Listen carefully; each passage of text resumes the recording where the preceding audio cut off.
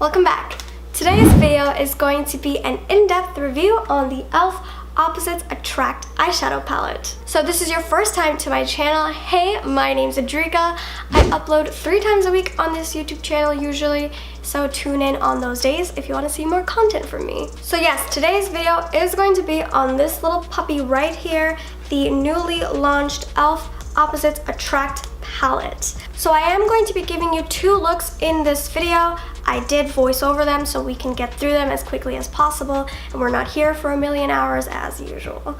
But I will be giving you swatches as well, and then I will be giving you my whole thoughts on this product. So of course, as per usual, everything that I talk about in this video and everything else that is on my face will be listed in the description box down below, so definitely check it out if you want any of the links. And of course, if you like anything that you do see here, please make sure to subscribe to this channel and click that bell notification so you won't miss any of my uploads. So if you want to see what my thoughts are on the new e.l.f. Opposites Attract palette, then just keep on watching. Okay, so let us start off with the composition of the palette. This is a completely new palette style for e.l.f. This is the first one they've launched in this pan arrangement and size and everything. So it is kind of reminiscent of regular e.l.f. packaging. It's not the best, but it's not terrible. It does come with a clear top just like this, so you can see all of the shades. It might look a little cheap to you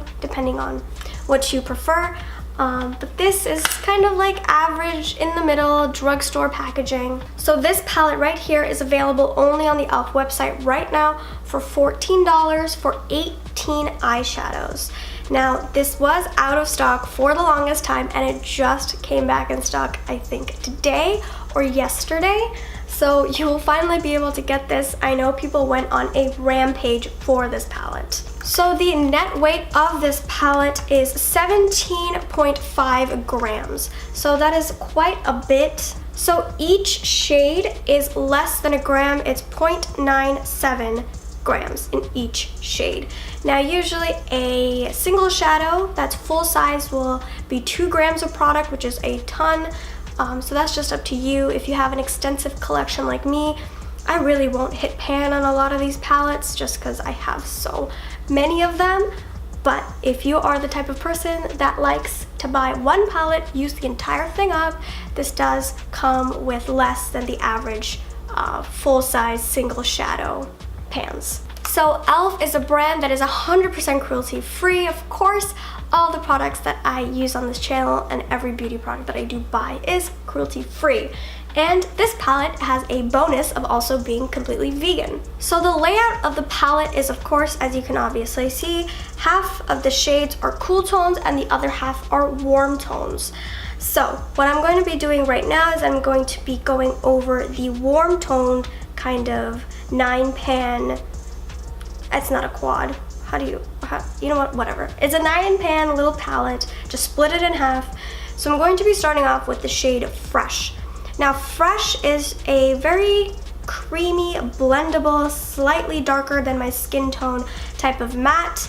If you have darker skin, Fresh will definitely be a brow bone highlight for you. But for me, I don't have a matte brow bone highlight in this palette, which I don't really mind. The next shade right next to that is the shade Spicy. Now Spicy is just a beautiful, warm, golden, bronzy, warm toned shimmer shade. Now the shimmers in this palette aren't out of this world, extremely foiled looking. They're a very good shimmer formula. It's just not something that will blow your minds, you know? Now the next shade is the shade Sassy, which is a beautiful kind of peachy, brighter orangey shade. It blends like a dream. It is just a good peachy shade. Now the next shade is Bold on the second row for the warm category, and Bold has more of that reddish, warm, rich undertone to it. And it's definitely a more satiny finish than the shade Spicy. It's definitely a little bit less high shine and a little bit more wearable to the eye. The next shade is the shade Cheeky, and Cheeky is very, very nicely pigmented, bright orange shade. And I really like the tones that they used in this warm tone palette. It's not too reddish, which I prefer. It is a little bit more wearable, using more mustards, which the next shade I'm going to talk about is the shade Happy, which is one of the mustards in this palette, and I love the way they did the mustards, because a lot of the times we see a lot of just browns in these warm tone palettes and not a lot of kind of that like poopy, pukey, mustardy brown. And I love that they incorporated two of them, including the next shade, which is the shade Saucy. It is more of a orangey tone mustard, but a mustard nonetheless, and it looks stunning. It's a beautiful, beautiful, beautiful crease shade. The last two shades in the palette are the shades Daring, which is a chocolatey, warm with a slight purple undertone shimmery brown, and the shade Warm, which is a standard deep warm toned brown. So I really love the quality of the warm tone side of this palette. Overall, it is a really good drugstore palette. Now, I am more of a palette snob, so these shades, while they are very, very good quality, they are, you know, not my absolute favorite formula ever. The shimmers do apply a lot better wet, of course, as usual. They don't apply terrible dry. I have the shimmers on my eyelids dry today, and they're not bad at all. Like, they apply beautiful, they're great. Now, the other side of the palette is where I start having a little bit of issue. So we're gonna start off with the first shade on the top left, Low Key. Now, I really love this duochrome shade. It looks like just a standard white in the palette, but it is this beautiful kind of shifty, light pink. It is more of a satin. It's definitely not a foiled shimmer. I have it on the inner corners of my eye today, and it just adds a little bit of pop, a little bit of something. Underneath the brow, this would be beautiful. This is just an overall beautiful, beautiful shade. Now we have the shade Calm in the palette, which is a really nice, cool-toned gray. It has a little bit of blue in it, but it is very minuscule, and it goes really well with the other shades in this part of the palette. The next shade we have here is Clever, which is a cool toned, kind of more dusty lilac purple. It is a little bit more of a satin finish. These shimmers on the other side of the palette, the warm tone sides, are a lot more foiled, just a lot more. They have a little bit of girth to them, while this one can just look a little muddy, a little like blah, that sometimes cool tones can get. But the next shade, which is Witty and Smooth, I love the both of those shades. I love the tone of them. I love a lot of the richness that they have, but they can apply a little bit chalky, a little bit hard to blend, a little patchy. Now, this is definitely where the problem arises. Witty and Smooth, very, very nicely pigmented. These shadows can have a little bit of kick up to them, but oh my god, was it a pain in the neck to blend both of those shades together in the tutorial that I'm going to show you.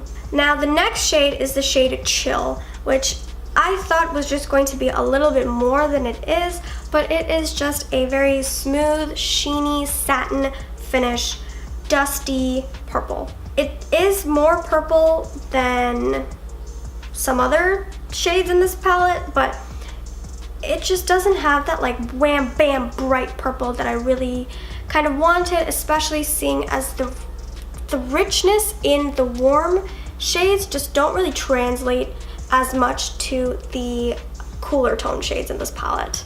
So the next shade is actually the shade Easygoing, and despite this being a purple, it is a really good purple.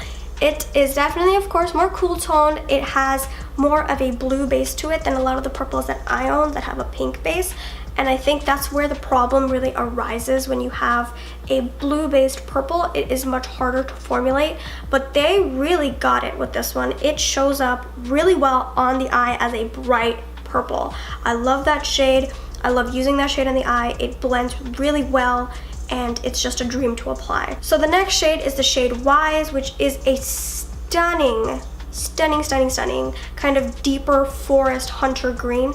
It is a beautiful, beautiful green, which I expected as much because of the e.l.f. Jewel Pop palette that has an amazing green. That is one of my favorite kind of more deeper forest hunter greens. And of course the last shade is the shade Genuine, which is not a black. It is definitely more of a charcoal shade with a very gray charcoal undertone, and that is just a standard beautiful shade as well to deepen up all of your looks. So now that I've gone through each shade by shade, I am going to move on to the 2 tutorials that I have. So starting off with the first look, I'm taking the LA Girl HD Pro Primer in the shade Nude to prime my eyelids and also cancel out all of the discoloration and make a nice tacky base for my eyeshadow. I'm just going to buff that out as per usual with my Real Techniques buffing brush. So going in with the e.l.f. Opposites Attract palette, I'm taking the shade Woody on my Beige Cosmetics blending brush, and I'm going to use this as a cool toned transition shade. I'm going to build up the color all along the crease and the outer V, just so I can get a nice base down for my halo smoky eye. So now I'm going to go in with the shade Smooth in the palette, which is slightly deeper, and I'm taking more of a tapered blending brush and packing it on the outer and inner corner because I am going to do a halo eye, and of course I'm going to connect the 2 edges along the middle. I am also building this color little by little to get a very smooth blend, and of course working the brush back and forth to mesh the 2 colors.